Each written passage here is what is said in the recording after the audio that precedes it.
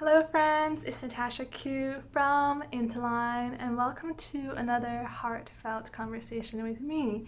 So today I would love to talk to you about friendships because that's probably a huge topic to anyone in this world, right? And for me, friendship has really changed in meaning, changed in just form, and it has become something much healthier than before. I had a great deal of attachments to it. It was a bit sticky, it was a bit unhealthy in the past. So I kind of want to share with you how friendships of mine have evolved and what I define now to be friends and how I keep my friends all over the world. So when I was younger, I remember back in middle school or high school, every time my family and I would go on summer holiday and visit my grandparents back in China, so we would often go back to Asia in the summer, I would return back for September the next school year with tons of little gifts for my friends, and I would give it to all my friends. So I would probably buy gifts for like 10-15 people. They would be little, it was all useless stuff, like little notebooks, stationery, little keychains, just girly stuff, yeah, for my friends. And every time I went back to Asia and I traveled, I thought that, you know, they really deserved it. I thought that it was something just really nice to do. And deep down though, I actually thought that the more I gave to them, the more they would love me and appreciate me. But that's not necessarily true, is it? Right? It like doesn't quite work that way. You can't, you know, blackmail your friends with gifts. You can't blackmail them emotionally to make them care more. Anyways, but I didn't know that at the time. I just thought that the more I gave, the more that I gave to them, especially materialistically, that they would like and care for me more. And of course that didn't happen. They were grateful for the little gifts and I just kept doing it. And at some point my mom got a bit annoyed at me because she would like finance these little gifts, right? She would be the one to actually purchase them for me, for my friends. And she would always say like, do your friends ever buy stuff for you when they go on vacation? Do they care about you?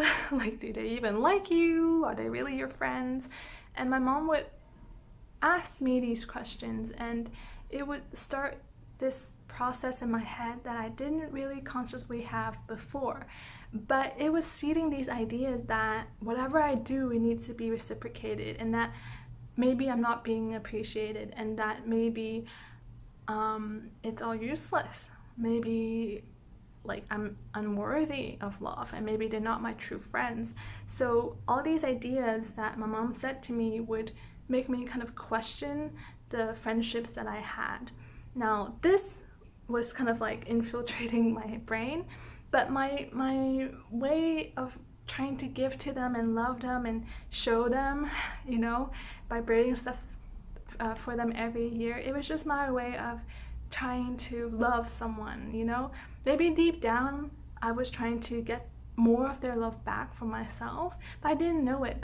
But these ideas from my mom, at least, they kind of triggered this process of questioning myself, questioning myself, whether I'm capable of having friends, of keeping friends, or building friendships. And I also remember back in middle school or high school, my mom literally said to me that maybe I should be less nice to my friends because in her experience, the more of a cold shoulder you give someone, and if later on you become nicer to them, they'll like you back more. And I just kind of scratched my head and thought, wait, so I should be not nice to people so that they like me more later when I start being nice to them? I couldn't wrap my head around it. And I didn't do it because it sounded weird and it didn't feel right with me. So I just kept being me with my friends. So I moved many times in my life, especially when it comes to school. So in kindergarten, after kindergarten, I moved to Beijing, so Then I moved from Hong Kong to Beijing. I stayed in Beijing for 2 years, stayed in one elementary school for 2 years. Then I moved to Canada. I stayed in that elementary school for 1 year. Then I moved to another elementary school. Then I moved from that elementary school onto a middle school. In middle school, I stayed the whole length of it. But then from middle school to high school, I went to a completely different district. And in the process of moving, I always lost my best friends, if that makes sense. So my best friend from even was it kindergarten? No, it was my elementary school. I had a best friend in elementary school. When I moved to Canada, I completely lost touch with them. And this is before the times of like the internet and where you actually had to make phone calls, and I tracked that best friend down via Facebook though later on.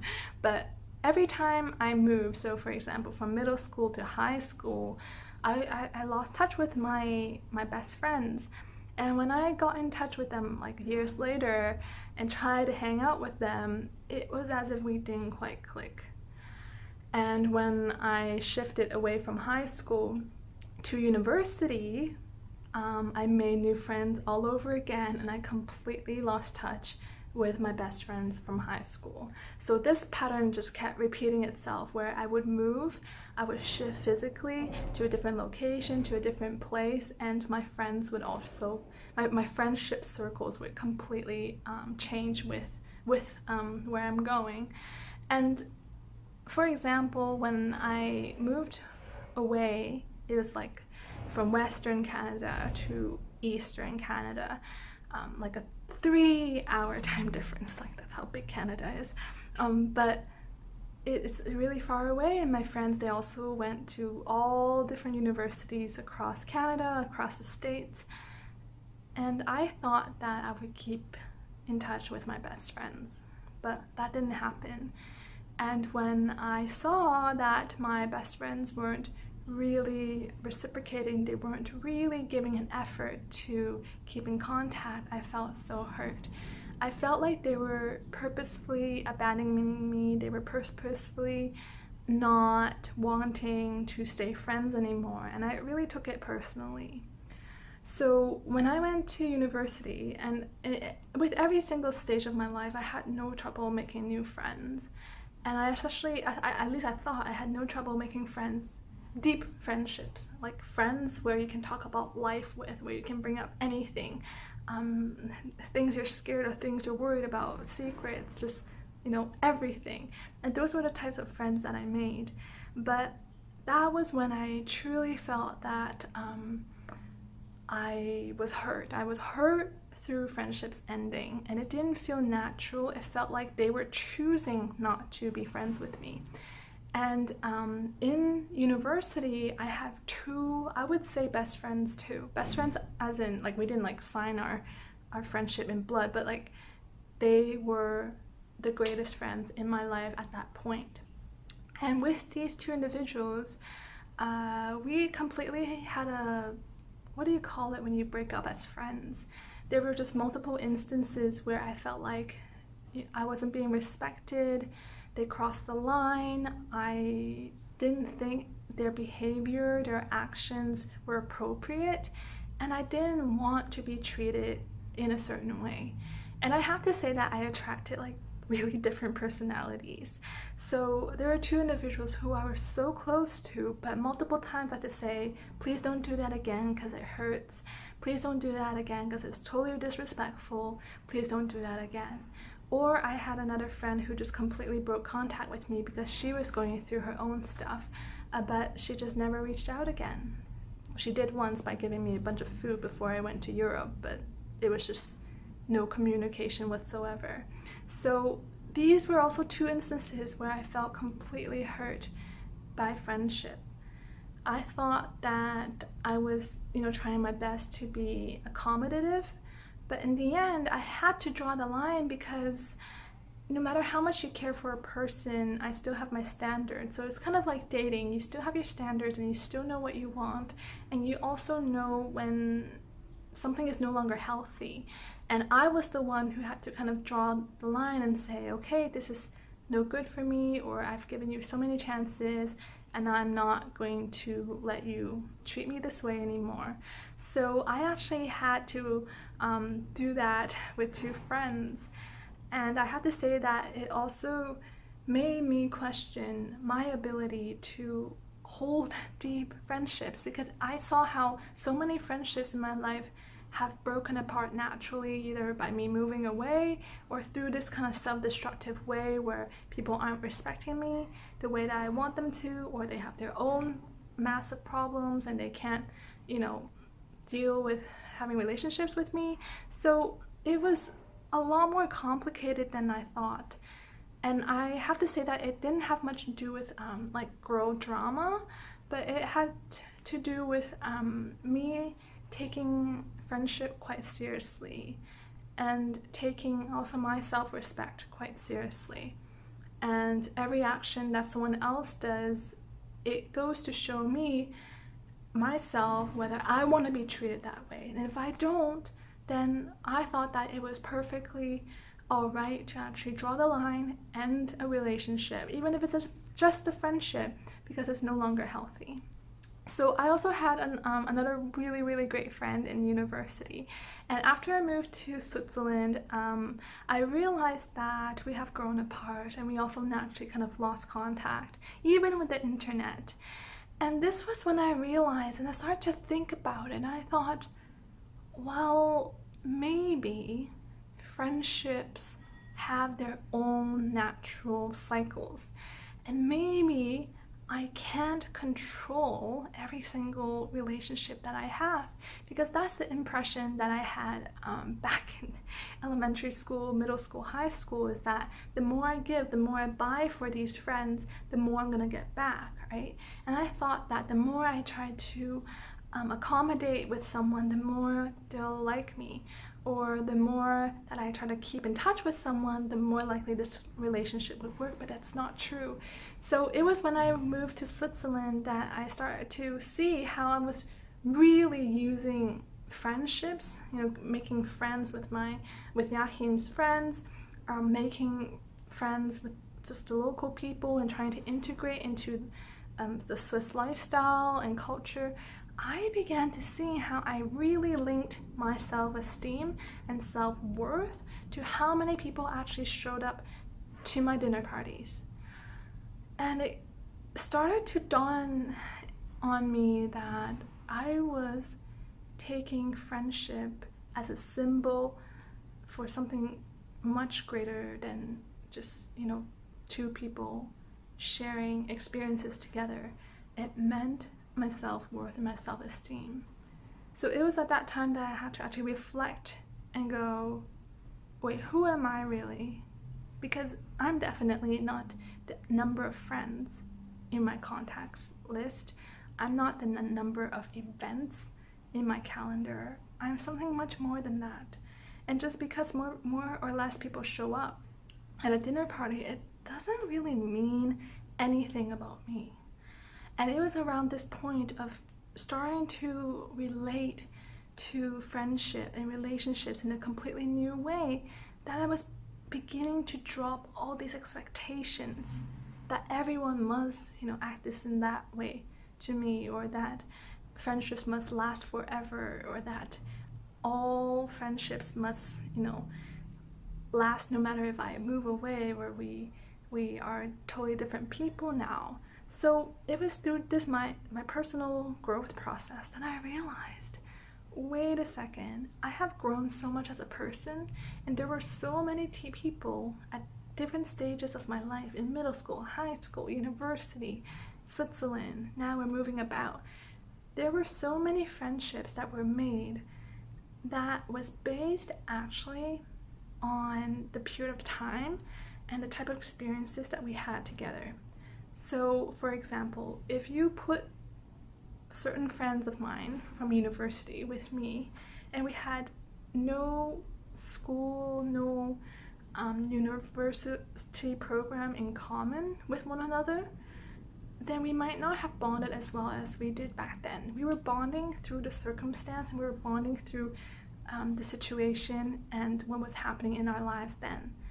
But the moment that that circumstance was no longer there. It was no longer keeping us together. Our emotional and relational bond also kind of separated. And it was so much later into my life that I realized that some relationships start and end at a certain point for a certain reason, and it just fizzles out. And it's nobody's fault. It's not my fault. It's not their fault. It just is. It's as if it's done its job, and now on to the next. Not in any way as in like thank you next, but as in, well, it served its purpose. It's given us all good, but now I've grown, now they've grown, maybe apart, and it's time to create new relations with people who are on my vibration, and they can, you know, create new relationships with people who resonate with them now. So it really took me a long time to not take relationships, friendships personally as a signal of my self-worth, as a signal of how much people care about me, love me, all those things. And now I really have friends all over the world because I have been all over the world. And I'm starting to realize that friendship isn't about writing that person all the time, you know, like you're bound at the hip and you can't do without one another. Friendship also isn't about like how often you see each other. It really isn't. For me, I've made some really deep relationships by having deep experiences with these people. And they might be people who I never write like for months, but when I do see them, I see them for where they're at, and we bond and we talk and we connect truly from a place of like, how are you now? And because of that, all my relationships with all these beautiful people, beautiful friends all over the world, we don't necessarily have to keep in touch. We don't have to keep that leash on one another so that we feel safe, like we still have them somewhere. Because growing up, I was given this impression from my mom by the things that she told me that I'm incapable of keeping friends, and that, you know, I've always lost friends, or that, you know, I should always have some people in my life that I can always depend on. But now that I've grown into myself, I've began to realize that actually depending on your friends doesn't feel quite right, because I can always depend on myself, but my friends and those who I truly care about, we're here to share life with. And so that's why no matter where my friends are, no matter how long we have, you know, talked or not talked, we can pick it up right then because we're present with one another, and we're not here to emotionally blackmail or with gifts, so that we feel bound to one another. We're bound to one another because we care, we love, and we share the moment together. And I have so many these beautiful friends that I know the moment I can bring them up, the moment I can see them in person, we'll just love each other and we'll give to each other fully, you know, like just unconditionally. And that's the type of relationship I have with so many people, and we'll share from the depths of our hearts, and we'll have no fear to, you know, we don't feel the need to hide any aspects of ourselves, and we pick up where we have left off, because there is no common denominator of, you know, oh, we bonded over this and we're now still in the same situation, that's why that keeps us together. It's like, no, we connect due to our true connection. And there are some people in this world that I know that, you know, I might not have spent a lot of time with them, but when I am with them, I know that they've got my back, they care, they love, and that's all I need. And I don't need, you know, to have a huge list of people, and I don't need necessarily for these people to stick around in my life forever. But what I do know is that when we do have the chance, the privilege of being together, that we are truly sharing life together, and we're able to be ourselves and they can be themselves, and we just have a really good time. So that's what friendships have become now. I no longer count my number of friends. I no longer care how many people show up to my, dinner parties. I no longer care if friendships actually drop off over time, because I realize that it's a natural cycle of life and there's no need to control it. There's no need to tie friendships to my self-esteem, and there's no need to guilt trip myself or feel badly just because something ends. Because with any relationship, sometimes it doesn't have to do with you. It has to do with what's happening in other people, it has to do with where you are now in life, and it has to do with your new values. So that is my take on friendships, and it has grown a lot. And maybe you agree with me or maybe you don't, but I think that there's nothing more precious than just sharing beautiful moments with other people. And for me, if I can truly do that, then I've got a friend. So thanks for watching. Let me know what friendship means to you, and whether that has changed over time for you too. See you another time. Bye.